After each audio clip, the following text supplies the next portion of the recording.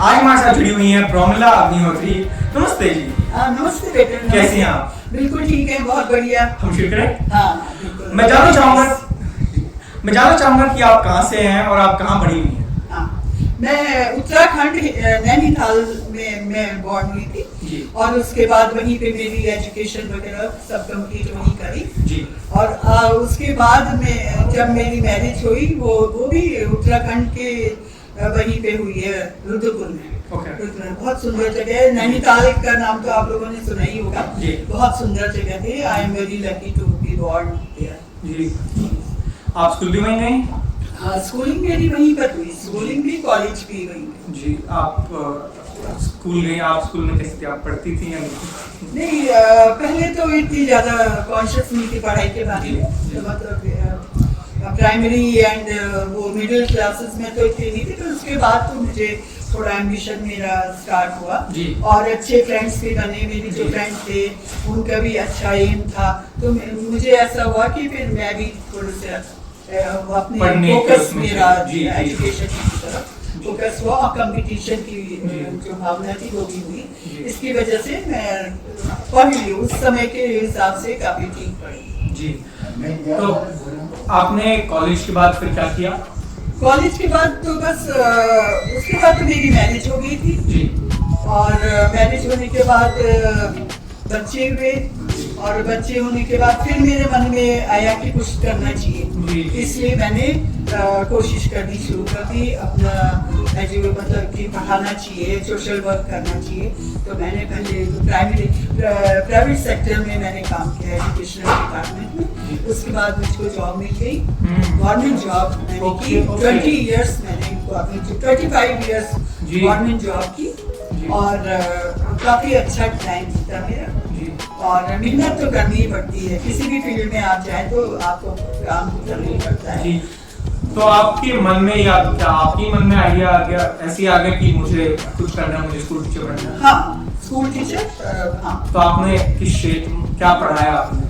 और आपने कौन से सब्जेक्ट? वैसे इंग्लिश था जी। ग्रेजुएशन में तो मेरा इकोनॉमिक्स और सब्जेक्ट भी थे, और मैंने इंग्लिश को चूज किया और इंग्लिश सब्जेक्ट ही मैंने, इंग्लिश लिटरेचर था। तो वो ही आगे पढ़ाती है। और आपने कौन से ग्रेड्स को पढ़ाया? मैंने +1 +2 11th एंड 12th स्टैंडर्ड्स को पढ़ाया एज लेक्चरर इन इंग्लिश। तो आपने नैनीताल में ही किया या आप कहीं? नहीं, हिमाचल प्रदेश में।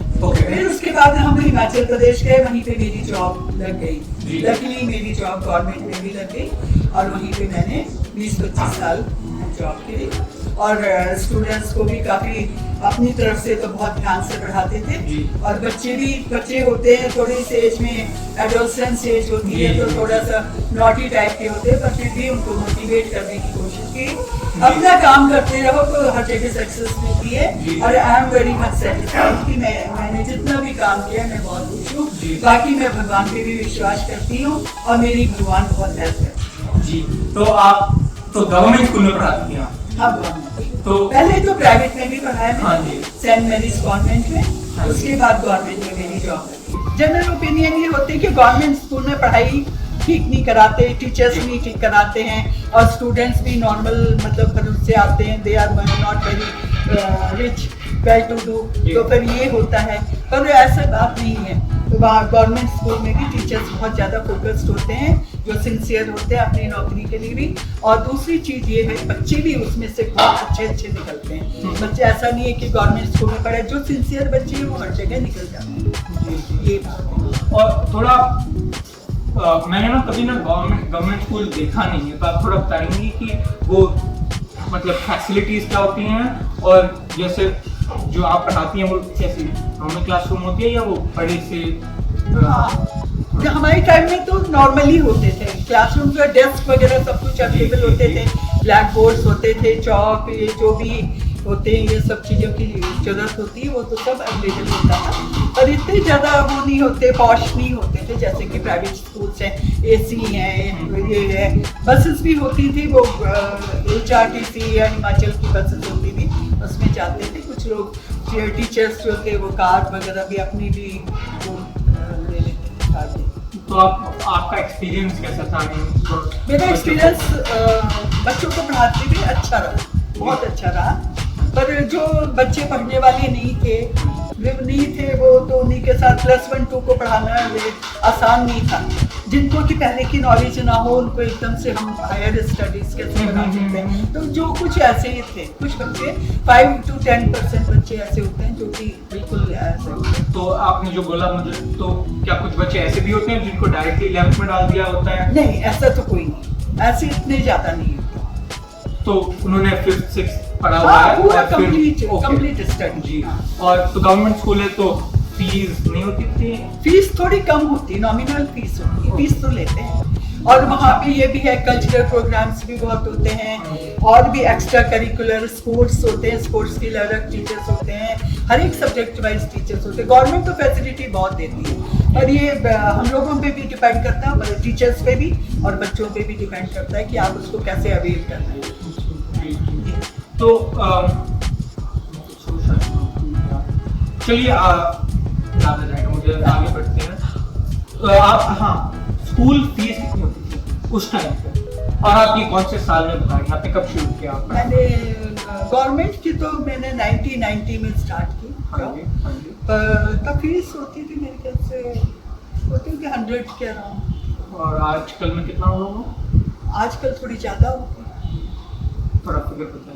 फिगर तो मैं क्या बताऊँ, 2000 साल भर के लिए? हाँ, 100 रुपए साल भर, साल 100 रुपए से थोड़ा ज़्यादा ही होगा मेरे ख्याल से। साल भर के लिए? हाँ, फीस तो इतनी होती है। अच्छा, और गवर्नमेंट ये भी करती है 8th क्लास तक के लिए नो फीस, अच्छा, ओके। फ्री होती है, हाँ जी। फ्री एजुकेशन भी है। और 9th क्लास से ये होता है कि पे करनी पड़ती है हम लोग को, मतलब जो पेरेंट्स हैं उनको करनी पड़ती है। और वो कॉन्वेंट था या बॉयज और गर्ल्स एक साथ पढ़ते जो पहले, हाँ, को एजुकेशन था, ओके। को जी, जी, जी। तो वहाँ पे पढ़ाते थे लड़के लड़कियों। आपको कोई ऐसा स्टूडेंट याद है जो या तो बहुत ही अच्छा था, बहुत अच्छी थी, और ना आपको अभी तक नहीं, याद है? ऐसे तो होते हैं कई, नहीं इतने तो मुझे याद नहीं हाँ है, जी। पर उसमें से कई बहुत ज्यादा एक्टिव स्टूडेंट्स भी होते हाँ हैं, जी। कई नॉटी टाइप के भी होते जी, हैं। जी। ये है, जो नॉटी होते हैं उनको उसी ढंग से ट्रीट करना पड़ता है, तो वो साइकोलॉजिकल ट्रीटमेंट होता है उनके साथ, तो ठीक हो जाते हैं, ऐसी बात नहीं। बाकी तो ये है, बच्चों पे भी डिपेंड करता है, टीचर्स पे भी। ऐसा किस्सा याद है आपको, मजेदार सा किस्सा क्लास में हुआ हो? है? क्लास में कोई मजेदार किस्सा हुआ हो? नहीं, मुझे अभी नहीं याद नहीं। अच्छा, आप क्या, आपने 25 साल जैसे कि आपने बताया आपने पढ़ा है, आप क्या कहना चाहेंगी जो नए टीचर्स हैं? काफ़ी लोग आजकल प्राइवेट सेक्टर में, जो भी टीचर्स भी हैं, वो ज़्यादातर प्राइवेट सेक्टर में जाते हैं, वो गवर्नमेंट जॉब के लिए नहीं जाती। तो हो सकता है कि अरे उनको मिलती नहीं है गवर्नमेंट जॉब, मिलना भी बहुत मुश्किल काम है। गवर्नमेंट जॉब कहाँ मिलती है आजकल, मतलब उसके मुश्किल होता है, कंपटीशन भी करना पड़ता है। तो जैसे जो प्राइवेट जॉब है उनमें मिलती है, पर उतनी सैलरी नहीं देते। गवर्नमेंट में तो सैलरी अच्छी मिलती है ना। अच्छा, मुझे तो लगा था उल्टा होता है। नहीं। ओके, अच्छा। जो प्राइवेट स्कूल से उसमें तो बहुत कम देते हैं, गवर्नमेंट स्कूल में तो हम लोग को तो बहुत मिलती है सैलरी। मैंने तो जैसे IPS और IAS ऑफिसर्स हैं, उनको तो घर मिलता है, तो टीचर्स के लिए कुछ प्रिविलेजेस होते हैं? नहीं, टीचर्स के लिए ऐसा कुछ नहीं होता। जो स्पोर्ट्स वगैरह के होते हैं उनके लिए होते हैं, हॉस्टल्स होते हैं जहाँ बच्चे रहते हैं, बच्चे ट्रेनिंग करते हैं, उनके लिए होते हैं। तो कोई प्रिविलेज, एक्स्ट्रा प्रिविलेज ये मेडिकल वगैरह की फैसिलिटी होती है। हाँ जी। बाकी तो हाँ जी।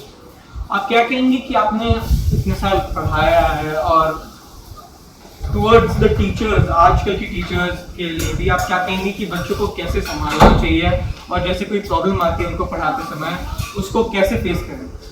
अच्छा, नहीं, मैं तो ये कहती हूँ, वैसे तो B.Ed मैंने भी किया हुआ ना, B.Ed MA भी है, पर ये है कि उनको बच्चों को साइकोलॉजिकली ट्रीट करना चाहिए। बच्चों को ऐसे डरा धमका के बहुत ज़्यादा वैसा ट्रीटमेंट नहीं देना चाहिए, है ना। उनको अच्छी तरह से मोटिवेट करना चाहिए, उनको स्टडीज़ के बारे में उनको मोटिवेट करना चाहिए, अच्छी बातें बतानी चाहिए, और क्या फोकस है उनका, क्या लाइफ क्या है, लाइफ के बारे में, और मॉरल एजुकेशन भी देनी चाहिए। ऐसा नहीं है कि आप ये किताबी ज्ञान दे दें बच्चों को। मेरे ख्याल से तो जब मॉरल एजुकेशन आप उसको ऐड करेंगे अपने सब्जेक्ट्स में, तो वो बच्चा थोड़ा कॉन्शियस होगा, बेशक थोड़ा पढ़े, क्योंकि आजकल के बच्चे मॉरल्स पे एकदम बिलीव करते हैं, तो मॉरल बहुत ज़रूरी है ज़िंदगी में। तो इसलिए बच्चों को moral education must be given, as a part of education.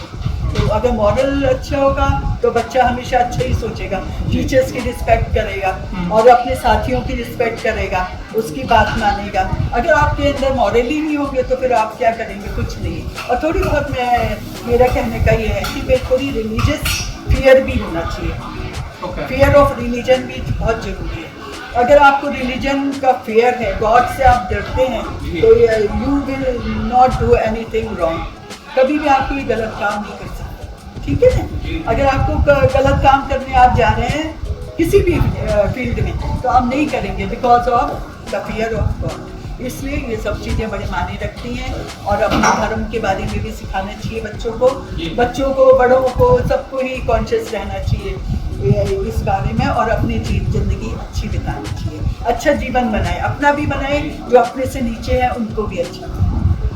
और कुछ कहना चाहेंगे आप किसी के साथ? बस मैं इतने मेरे इतनी ज़्यादा वो नहीं है, पर मैं इतने ही मेरे व्यूज़ थे और मेरी सबके लिए बहुत बेस्ट विशेष हैं, आने वाली जनरेशन्स के लिए भी, आगे वाले जो टीचर्स हैं उनके लिए भी, और जो भी एम्प्लॉई हैं और सबके लिए, सबका भला, सर्वदा भला, सबका ही भला हो, मैं तो ये सोचती हूँ।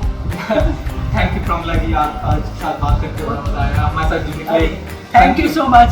आपने इतना ऑनर दिया मुझको यहाँ पे बातचीत करने का, अपने व्यूज़ को आपके सामने रखने का, सबके सामने रखने का। Thank you so much. God bless you.